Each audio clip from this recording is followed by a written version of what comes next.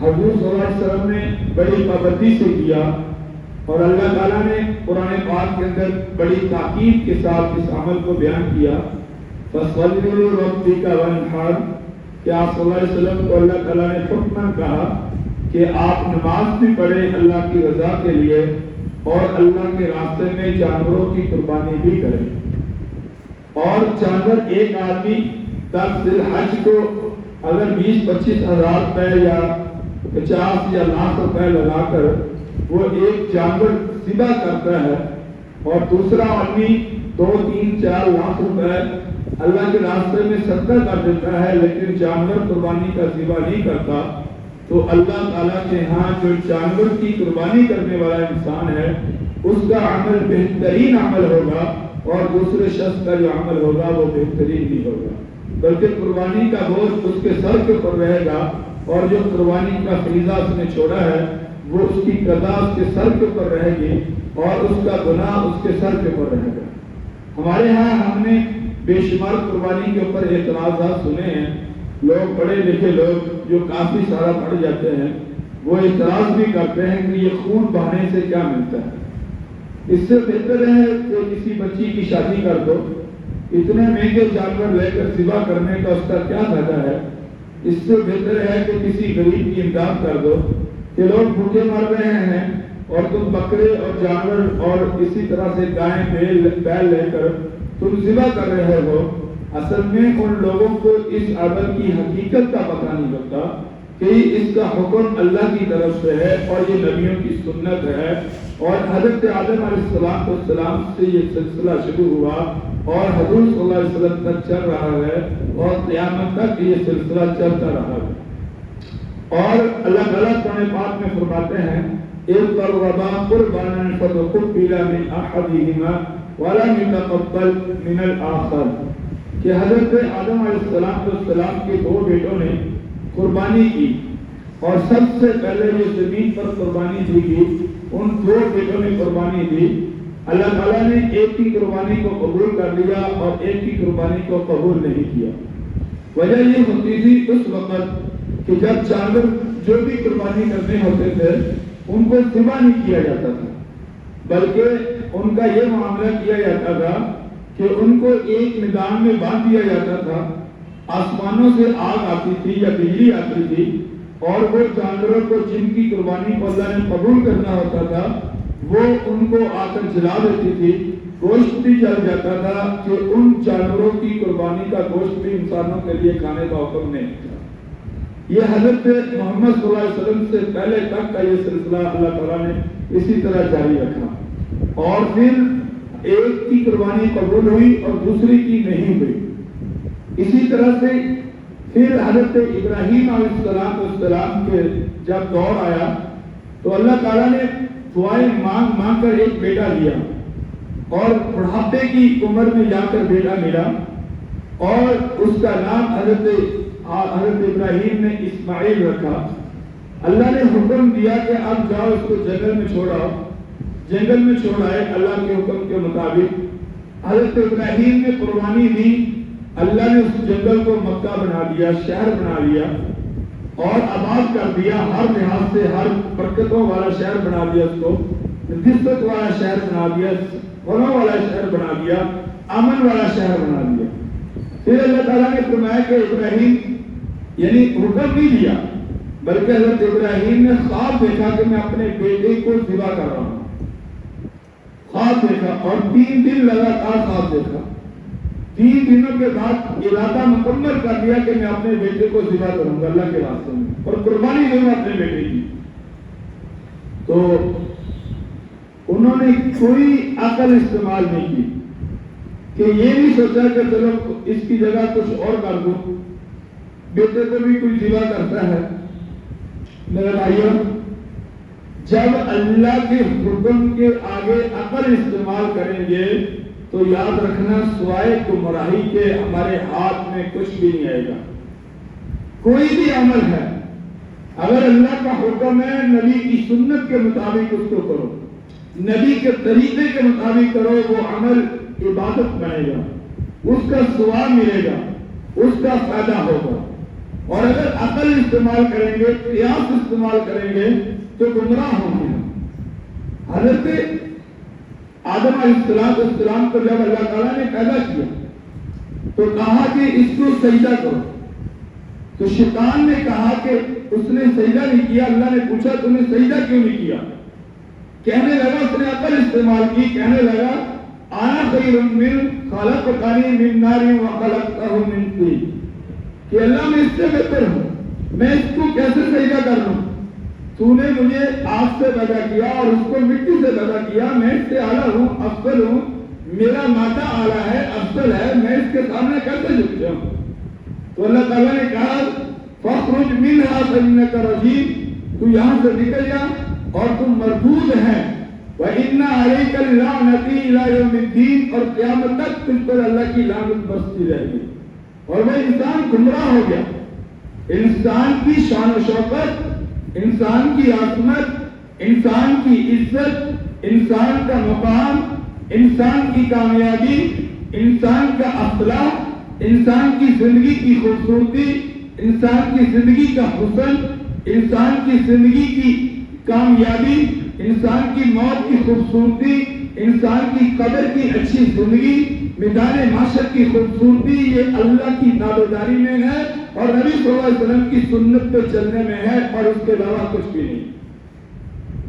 یہ اللہ کا ایک طریقہ ہے، ایک قانون ہے۔ اس دنیا میں اللہ اپنے کو بھی دیتا ہے اور غیر کو بھی دیتا ہے، لیکن اچھی موت اللہ اپنے کو دے گا اور غیر کو نہیں دے گا۔ اچھی قدر اللہ اپنے کو دے گا، غیر کو نہیں دے گا۔ اچھا میدان محشر اللہ اپنے کو دے گا، غیر کو نہیں دے گا۔ جنت اللہ اپنے کو دے گا، غیر کو نہیں دے گا۔ بعض لوگ اس وہم کے اندر بھی مبتلا ہوئے کہ جس رب نے ہماری یہ دنیا اتنی اچھی بنا دی، وہ رب ہماری آخرت بھی اچھی بنا دی۔ حضرت ابراہیم علیہ السلام نے خواب دیکھا کہ میں اپنے بیٹے کو ذبح کر رہا ہوں اور تیاری کر لی۔ یہاں ایک اللہ والے نے بڑا پیارا واقعہ لکھا کہ اگر انسان کے ہاں ویلیو حکم کی ہو، ویلیو ذات کی ہو، اور یہ نہ سوچے کہ کس بارے میں حکم ہے، یہ سوچے کہ دینے والی ذات کون ہے اور فوراً اس کو کر لے، وہ انسان کبھی اللہ سے دور نہیں ہو سکتا۔ اور اس کی مثال دی کہ سلطان محمود غزنوی رحمۃ اللہ علیہ ایک بہت بڑے اللہ کے ولی گزرے ہیں اور مسلمانوں کے امیر گزرے ہیں۔ ان کے بارے میں کہ ان کا ایک ان کا خادم تھا جس کا نام ایاز تھا۔ لوگ کہتے تھے کہ سلطان محمود ایاز سے محبت بڑی کرتا ہے، تو انہوں نے ایک دفعہ لوگوں کو بتانے کے لیے ایک ازمائش لی کہ قیمتی ہیرا لیا اور کہا کہ یہ ہیرا ہے، بڑا قیمتی ہے۔ ایک اپنے غلام کو بلایا اور کہا کہ اس کو میرے سامنے توڑو۔ اس نے ہتھوڑا پکڑا، کہنے لگا ماشاء سلامت جناب، بات یہ ہے کہ اتنا قیمتی آپ جو ہیرا ہے وہ تلوا رہے ہیں، آپ ذرا سوچیں تو صحیح، اتنا نقصان کیوں کروا رہے ہیں؟ انہوں نے کہا کہ یہ یہاں رکھ دو۔ دوسرے کو بلایا، کہا کہ تو توڑ۔ انہوں نے یہی بات کی کہ دیکھو کیوں ضائع کر رہے ہو چیزوں کو۔ تیسرے کو بلایا، کہا تو توڑ۔ اس نے بھی کہا کہ آپ کیوں چیز کو ضائع کر رہے ہیں؟ اس نے کہا بھائی آپ ایاز تو توڑ۔ اس نے ہتھوڑا لیا اور اس ہیرے کے ٹکڑے ٹکڑے کر دیے۔ اس نے کہا کہ یہی فرق ہے ایاز کے درمیان اور تمہارے درمیان۔ اس نے ایاز سے پوچھا کہ تم نے ہیرے کو کیوں توڑا؟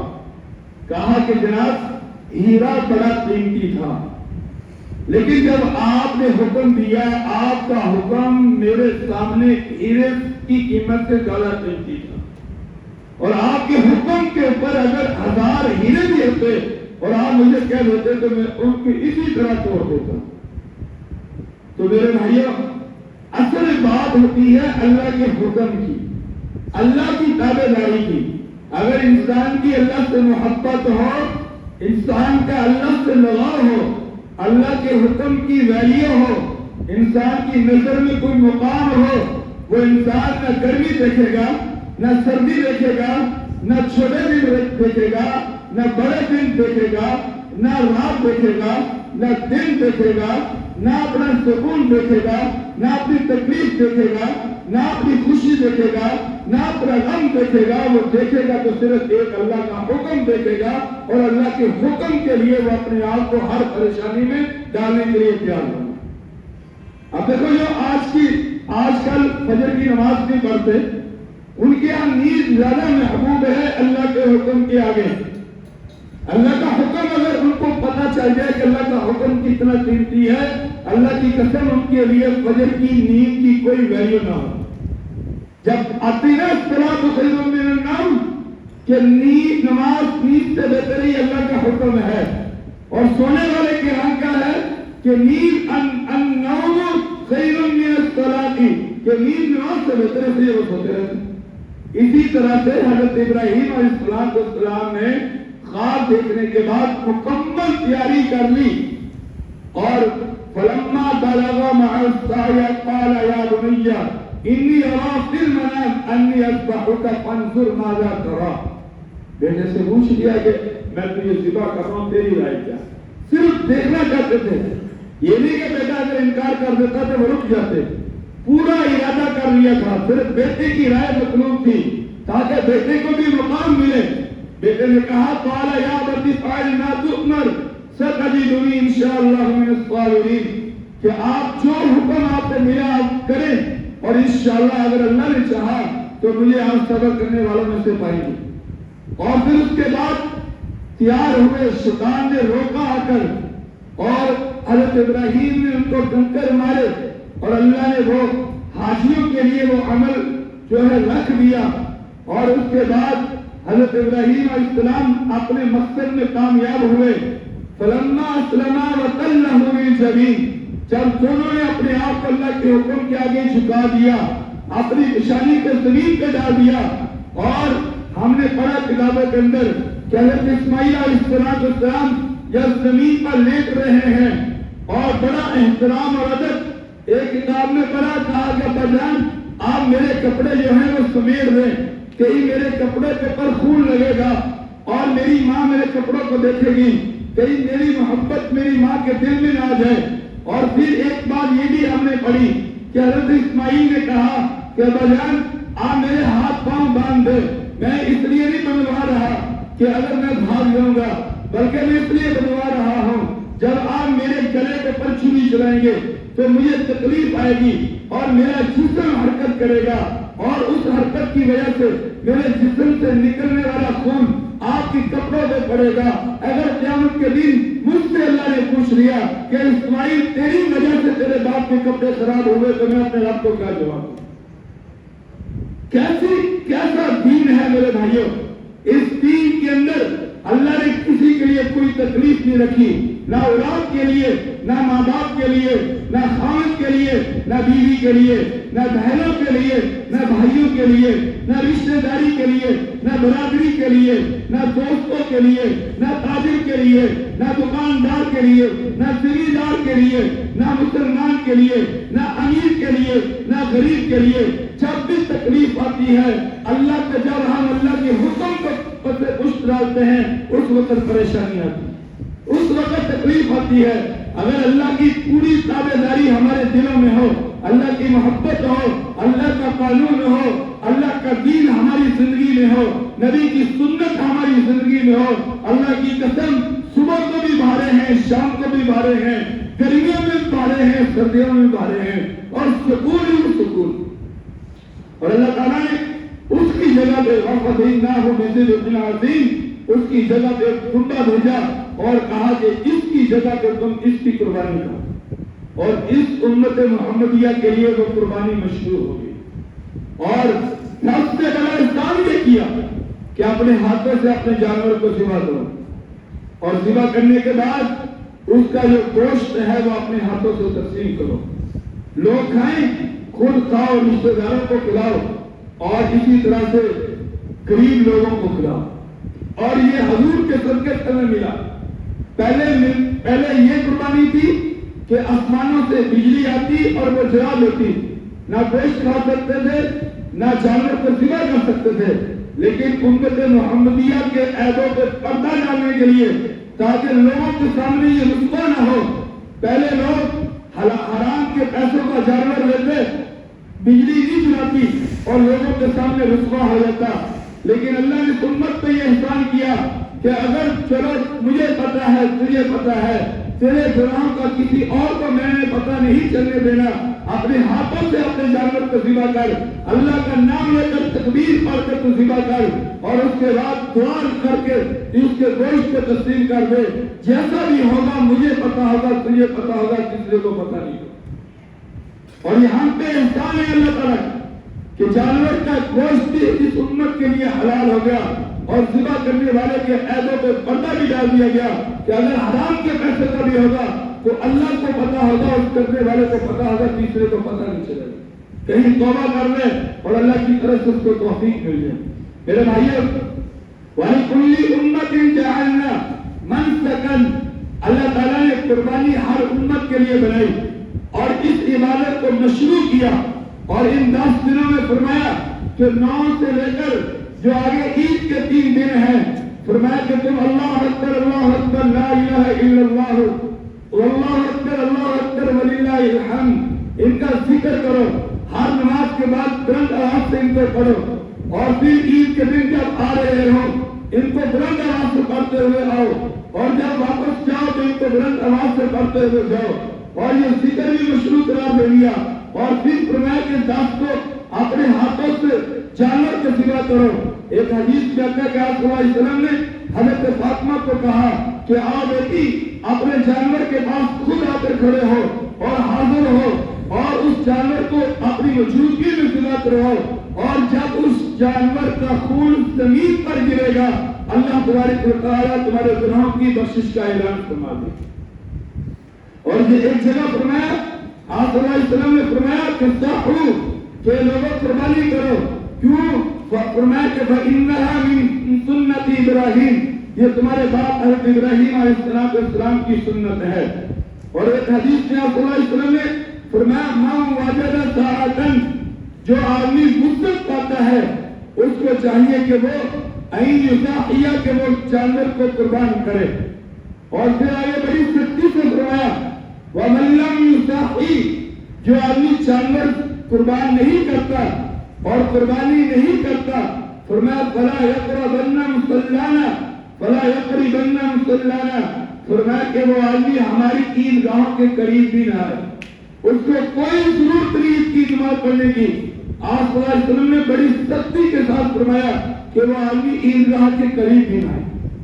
ہم پورا سال علیحدہ رہتے ہیں, بھائی بھی علیحدہ اور اپنا تقریباً کھاتا بھی علیحدہ رکھتے ہیں, اور جب قربانی کا ٹائم ہوتا ہے پھر پوری فیملی ایک ہو کر ایک کی قربانی ہو کر کہتے ہیں بس اب کی ہو. اللہ تو جانتا ہے, بلکہ یہ مسئلے بڑے پیش آتے ہیں کہ ایک آدمی کی والدہ یا باپ کے پاس 10-12 لاکھ روپے ہیں, اب بیٹا علیحدہ اپنا بزنس کرتا, اس کے پاس بھی پیسے ہیں. اب وہ بیٹا پوچھ رہا ہے کہ اگر والدہ کی قربانی یا باپ کی قربانی ہو جائے تو میری قربانی ہو جائے. ایک بدقسمتی یہ بھی ہے کہ لوگ اس طرح کے اپنے فائدوں میں کہتے ہیں مولوی ایسا کہتے ہیں. میں بھی انہوں نے پوچھنا مولوی دسو کہڑا ہے, پتہ بھی تو چلے نا کوئی مولوی کہڑا ہے. مولوی کو روزہ نام لیندے نے یہ اتنے دے کے قرآن نہیں پڑھنا تھا. کسی مفتی کو پوچھو یا کر کہ پرماننٹ مفتی ہو, کہ عالم دین ہو, اس کے پاس حیثیت ہو مسئلہ بیان کرنے کی, جس نے کوئی 20 سال دال کھا کر علم پڑھا ہو, دین پڑھا ہو, کہ مدرسے میں گیا ہو, اس کے پاس کوئی سند ہو, شہادت العالمین کی سند ہو, اس سے جا کر مسئلہ پوچھو پتہ چلے. قربانی ہر اس شخص کے اوپر واجب ہے جو اپنے گھر کا سربراہ ہے. اگر ایک گھر کے اندر 3 بھائی رہتے ہیں, تینوں کا علیحدہ علیحدہ بزنس ہے, تو تینوں کے اوپر علیحدہ علیحدہ قربانی آئے گی. اگر نہیں کریں گے تو جس کی ہوگی اس کی ہو جائے گی، دوسرے جو بھائی ہوں گے وہ گناہگار ہوں گے۔ اگر بیوی ہے وہ اپنی ملازمت علیحدہ کرتی ہے، اپنا پیسہ علیحدہ رکھتی ہے، زیورات کی مالکن ہے اور اپنے زیورات کی وہ خود مالکن ہے، اب خامن کی قربانی سے بیوی کی قربانی ادا نہیں ہوگی۔ خامن کو قربانی علیحدہ کرنی پڑے گی، بیوی کو قربانی علیحدہ کرنی پڑے گی۔ یہ نہیں ہے کہ ہاں اگر اختیار تمہارا ہے گھر کے اندر، تم نے بیوی کو زیور دیا ہوا ہے، تمہارے پاس کتنی طاقت ہے کہ جب چاہو بیچ لو، صرف قربانی کے لیے مالک نہ بنو کہ جب تمہیں ضرورت پڑے وہ بیوی تمہیں ہاتھ جوڑ کر تمہیں زیور واپس کر دے تو پھر ٹھیک ہے، پھر اس کے اوپر قربانی نہیں آئے گی، پھر تمہارے اوپر قربانی ہے، تمہاری قربانی کرنے سے بیوی کی قربانی ادا ہو گئی، پھر ضرورت نہیں بیوی کی قربانی کا۔ لیکن اگر بیوی اپنا پیسہ علیحدہ رکھتی ہے، اپنا خرچہ علیحدہ رکھتی ہے، مثال کے طور پر خامن سے 5,000 روپیہ لیتی ہے مہینے کا، وہ جمع کرتی رہتی، اس کے بعد 2-3 لاکھ روپے ہو گیا، اب وہ مالکن خود ہے تو اس بیوی کی قربانی اس کو خود کرنی پڑے گی، اس کے خامن کو اپنی قربانی علیحدہ اور بیوی کو قربانی علیحدہ دینی پڑے گی۔ اسی طرح سے ماں باپ ہیں، پھر اگر ماں باپ فوت ہو جاتے ہیں تو بہت سارے لوگوں کا یہ جذبہ ہوتا ہے کہ میں اپنے ماں باپ کی قربانی کروں۔ اصل میں ماں باپ کے لیے جب وہ فوت ہو جاتے ہیں، ہم جتنی بھی جذبات رکھیں وہ تھوڑے ہیں۔ ماں باپ کی بخشش کے لیے جتنی بھی محنت کریں نا، جتنی بھی جدوجہد کریں وہ ہمارے لیے تھوڑی ہے، جتنی بھی کریں، کیونکہ ہمارے ماں باپ وہ ہیں، اللہ کی قسم اگر سوچیں تو ہمارے ماں باپ وہ قیمتی اثاثہ ہیں اولاد کے لیے کہ جن کی وجہ سے دنیا میں ہیں۔ ہمارے ماں باپ وہ ہیں جنہوں نے ہمیں پیدا کیا، ہمیں پالا، ہمیں پڑھایا، ہماری تربیت کی، ہمارے اوپر خرچ کیا۔ اور ماں باپ کے بغیر جو گھروں کا ماحول ہے نا وہ جنگل سا بن جاتا ہے۔ ماں باپ میرے دوستوں یاد رکھنا دنیا کی بہت بڑی نعمت ہے، بہت بڑا اثاثہ ہے۔ کسی بھی منڈی میں جا کر تمہیں ماں باپ نہیں ملیں گے، کسی جگہ پہ بھی جا کر ماں باپ نہیں ملیں گے تمہیں۔ کیا کہنے ماں باپ کے کہ اگر انسان کو اپنے ماں باپ سے الفت ہو جائے نا، محبت ہو جائے تو ماں باپ کے ساتھ رہنے میں، ماں باپ کی خدمت کرنے میں، ماں باپ کے ساتھ باتیں کرنے میں اپنے ایک لطف ہے۔ جو محبت تمہیں ماں اور باپ دے سکتا ہے وہ کوئی دنیا کا نہیں دے سکتا۔ غلط فہمیوں کی وجہ سے ٹھیک ہے آپس میں گھر کے اندر باتیں بلارے ہو جاتے ہیں، لیکن اللہ کی قسم اللہ نے جنت کو ماں کے پیروں میں رکھا ہے اور باپ کو اس جنت کا دروازہ بنا دیا۔ وہ ایک دفعہ آپ گھر بیٹھے تو بچے بڑے شوق سے اپنی ماں کے ساتھ لاڈ کر رہے تھے، تو ماں کہنے مجھے تنگ نہ کرو، کہنے لگی امی جنت تو تیرے پیروں میں رکھی اس لیے تجھ سے پیار کر رہے ہیں۔ تو میں کتابیں پڑھ رہا تھا اپنی، میں کہا بیٹا ماں کے پیروں میں جنت ہے، وہاں تک جانے کے لیے دروازہ بھی کھولنا پڑے گا، تیرا امی امی نہ کرو، ابا بھی ہیں۔ یہ تو اولاد تھا، لیکن جب وہ فوت ہو جاتے ہیں تو اولاد خوش نصیب وہ اولاد ہے جو اپنے ماں باپ کی خاطر 5 وقت کی نمازی بھی بنتی ہے، ماں باپ کی خاطر قرآن بھی پڑھتی ہے، ماں باپ کی خاطر اپنی اولاد اپنے آپ کو چینج بھی کرتی ہے۔ ورنہ ہمارے یہاں جو ماحول ہے نا، تازہ ماں باپ فوت ہوتا ہے نا، پھر ہم ٹوپی لے کر 4 دن مسجد میں بڑے آتے ہیں، جتنا جیسے ان کا دکھ کم ہوتا جاتا ہے مسجد سے دور ہوتے جاتے ہیں۔ جب 2-4 مہینے ہو گئے بس بھول جاتے ہیں، 3-4 بس کچھ دن اثر رہتا ہے۔ لیکن ماں باپ کی قربانی، اگر اللہ نے تمہیں مال دیا ہے، ماں باپ کی قربانی کرنے میں کوئی گناہ نہیں، جتنا کر سکتے کرو۔ حضور صلی اللہ علیہ وسلم نے ہمارے لیے دین اتنا آسان بنا دیا تم سوچ نہیں سکتے۔ مثلاً تمہارے پاس اپنی قربانی کے پیسے ہیں، ماں باپ کی قربانی کے پیسے نہیں ہیں، تمہارے پاس صرف اتنے پیسے ہیں کہ ایک قربانی کر سکتے ہو۔ اب دیکھنا یہ کہ قربانی تمہارے اوپر فرض ہے تو تم نے اپنی قربانی کرنی ہے، ماں باپ کی نہیں کرنی۔ اگر اضافی پیسے تمہارے پاس ہیں اپنی کرنے کے بعد پھر تو اپنے ماں باپ کی بھی کرو، لیکن اگر تم نے وہ قربانی اپنے ماں باپ کی کر دی، ان کا ثواب تو ماں باپ کو مل جائے گا، لیکن جو تمہارے اوپر قربانی چھوڑنے کا گناہ ہے وہ باقی ہے۔ تو ہمیں حضور صلی اللہ علیہ وسلم نے یہ بھی طریقہ بتایا۔ آپ صلی اللہ علیہ وسلم دو دمبے کرتے تھے، ایک فرماتے تھے کہ اللہ یہ محمد صلی اللہ علیہ وسلم کی طرف سے قبول فرما، اور دوسرا دمبا پوری امت کے واسطے سے قبول فرما۔ کہ کیا مطلب ہے؟ قربانی کا تم کر رہے ہو، قربانی جب سوا کر لو، اس سارے ثواب جتنے دنیا میں رخصت ہوئے ہیں، یعنی اپنی ماں باپ کے لیے بھی کرو، اولیاء اللہ کے لیے بھی کرو، صحابہ کے لیے بھی کرو، نبی کے لیے بھی کرو، اور پوری امت کو اس کے ثواب میں شریک کر لو۔ اور اللہ نے اس امت کے لیے ایک طریقہ مشروع کیا ہو۔ اگر ایک آدمی کے پاس اتنے پیسے نہیں ہیں تو وہ کرے، اور اس کا ثواب کتنا ہے؟ صحابہ کرام رضی اللہ تعالیٰ عنہ نے پوچھا، یا رسول اللہ صلی اللہ علیہ وسلم ما هذه الاضاحی، یہ قربانی کیا ہے؟ آپ صلی اللہ علیہ وسلم نے فرمایا سنت ابیکم ابراہیم علیہ السلام، یہ تمہارے باپ ابراہیم علیہ السلام کی سنت ہے۔ انہوں نے آگے سے کہا فمالنا فیہا یا رسول اللہ صلی اللہ علیہ وسلم، ہمیں قربانی کرنے میں ملے گا کیا؟ ایک آدمی قربانی کرتا ہے، خون بہتا ہے، اس کو ملے گا کیا؟ تو آپ صلی اللہ علیہ وسلم نے فرمایا قال لکل شعرۃ منہ، فرمایا کہ ہر بال کے بدلے حسنۃ، ایک نیکی کا اللہ تعالیٰ نامہ اعمال میں جمع فرما۔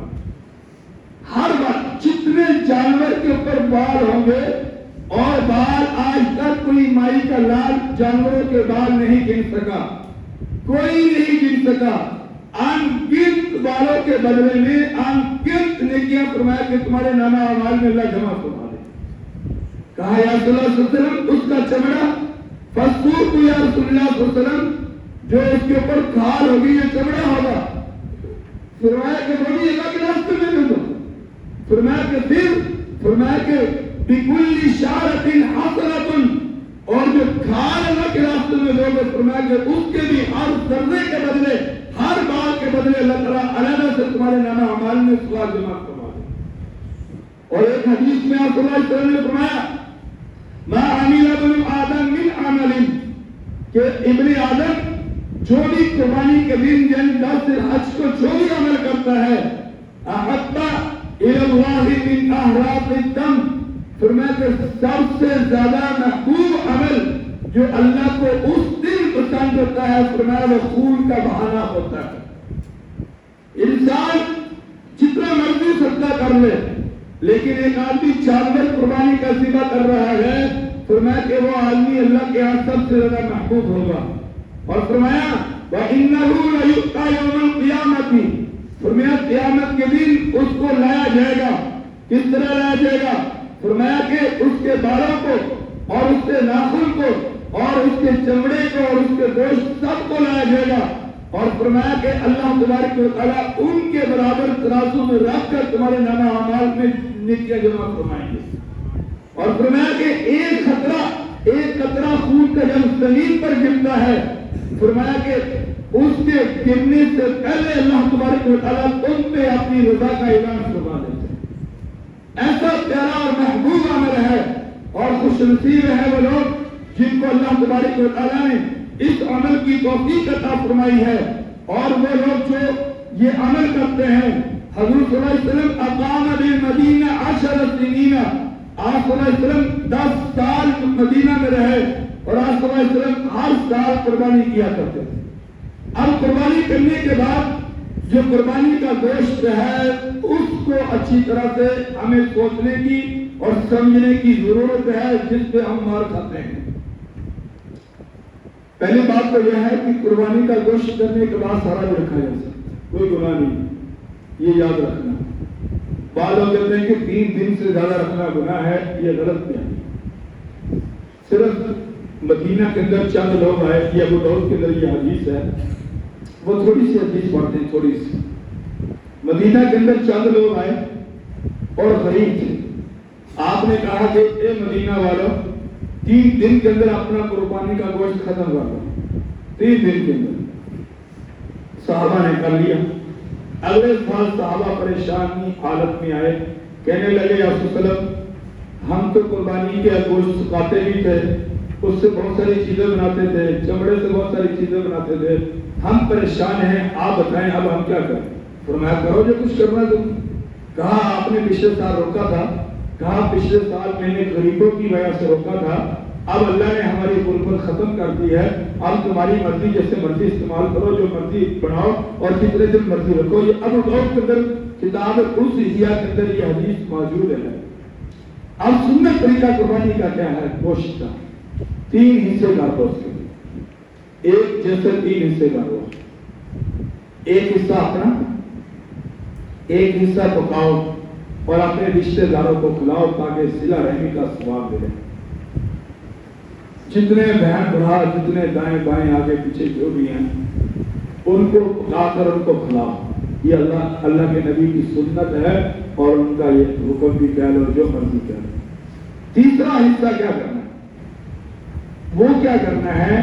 وہ دیکھو کہ کن کی قربانی نہیں ہے، تلاش کرو، 2-3 دن پہلے سوچنا شروع کرو کہ کئی لوگ تمہارے بستی میں یا تمہارے دائیں بائیں آگے پیچھے تھوڑا سا دور وہ ایسے لوگ ہیں کہ ان کے کوئی حصے نہیں، بلکہ کئی دفعہ یہاں ہمارے اڈے پہ مجھے پتا چلا اس سال مجھے کسی دوست نے بتایا کہ ہمارے گھر میں کبھی قربانی کا گوشت نہیں پہنچا۔ کہنے لگے کہ میں نے مرغے کا گوشت دے کر تو اس دن میں نے، بلکہ وہ بھی نہیں مل رہے تھے، ہم نے اپنے گھر میں سبزی یا دال پکا کر وہ کھائی تھی۔ حالانکہ ان کے دائیں بائیں آگے پیچھے بے شمار لوگوں نے قربانی کی، لیکن کیوں وہ عورتوں کے حوالے کر دیتے ہیں۔ عورتوں کے پاس ناقص عقل ہوتی ہے، بس وہ تمہارے گھر دے آئے گی، وہ ہمارے گھر دے آئے گی، وہ ادھر آ جائے گی، اس کا ہمارے گھر میں گوشت ہے ہمیں اس کے گھر دینا ہے، اس کا ہمارے گھر میں گوشت ہے ہمیں اس کے گھر دینا ہے۔ یہ بہت بڑی غلط فہمی ہے میرے بھائی۔ اور بھی 2-3 لوگوں نے بتایا کہ ہمارے گھر میں بھی کبھی قربانی کا گوشت نہیں آیا، اور جب میں نے سرچ کی دیکھا میں جانتا ہوں سارا کو، تو مجھے جانتا میں تم کو جانتا ہوں، تو وہ گھر ایسی جگہ پہ تھے کہ ان کے ساتھ ساتھ پڑوسیوں دائیں بائیں گھروں کے اندر قربانیاں تھی، لیکن بس سمجھ نہیں آئی کہ ان کے گھروں میں دینا۔ اس لیے خاص کر کے جو آدمی جس جگہ رہتا ہے، جس گلی کے اندر اس کا گھر ہے، وہ دور تک دیکھے کہ کن کن کی قربانیاں ہیں کن کی نہیں ہیں، اور دیکھ کر کوشش کر کے اور پھر ان کے گھروں میں حسب توفیق کم سے کم کلو گوشت ضرور پہنچاؤ۔ یہ آدھا کلو یا پائیا کئی گھروں تک 10 گھروں میں دے دو، 5 گھروں میں دے دو، کم سے کم اتنا دے دو کہ وہ ایک ٹائم پکا کر وہ کھا لیں بیچارے، ایک ٹائم پکا کر وہ کھا لیں۔ ضروری نہیں کہ تم نے اس گوشت کو 100 گھر تک پہنچانا ہے، تو 4 گھروں میں وہ گوشت پہنچا دو، اتنا پہنچا دو کہ وہ بیچارے ایک ٹائم کا پکا کر کھا سکے۔ تو میرے دوستوں یاد رکھنا، مسلمان کو ہنسانا عبادت ہے، مسلمان کی آنکھوں میں آنسوؤں کو روکنا عبادت ہے، مسلمان کے کام آنا سب سے بڑی عبادت ہے۔ حضرت عمر فاروق کا وہ واقعہ آتا ہے نا، جب ان بچوں کو روتے ہوئے دیکھا پھر اپنے ہاتھوں سے ان کو کھانا کھلایا اور بیٹھ گئے، کہا کہ میں اپنی آنکھوں سے دیکھنا چاہتا ہوں کہ جو رو رہے تھے میں اپنی آنکھوں سے دیکھوں کہ اب ان کی آنکھوں میں جو ہے خوشی بھی آتی ہے، جب وہ ہنسے مسکرائے پھر وہاں سے اٹھ کر چلے گئے۔ تو اس لیے بھائیوں اپنے سے ہٹ کر بھی جینا سیکھو، لوگوں کو نفع کرنا بھی سیکھو، لوگوں کے کام آنا بھی سیکھو۔ جیسے نماز عبادت ہے، جمعہ پڑھنا عبادت ہے، ایسے غریب لوگوں کے آنسو پوچھنا بھی عبادت ہے۔ بس اللہ سے دعا ہے اللہ تعالیٰ ہمیں قربانی کے دن ایسے عمل کی توفیق عطا فرمائے کہ ہماری وجہ سے لوگوں کی بھوک ختم ہو، ہماری وجہ سے لوگوں کے گھروں میں خوشی آئے۔ بس اللہ سے دعا ہے اللہ عمل کی توفیق عطا فرمائے۔ واخر دعوانا الحمدللہ۔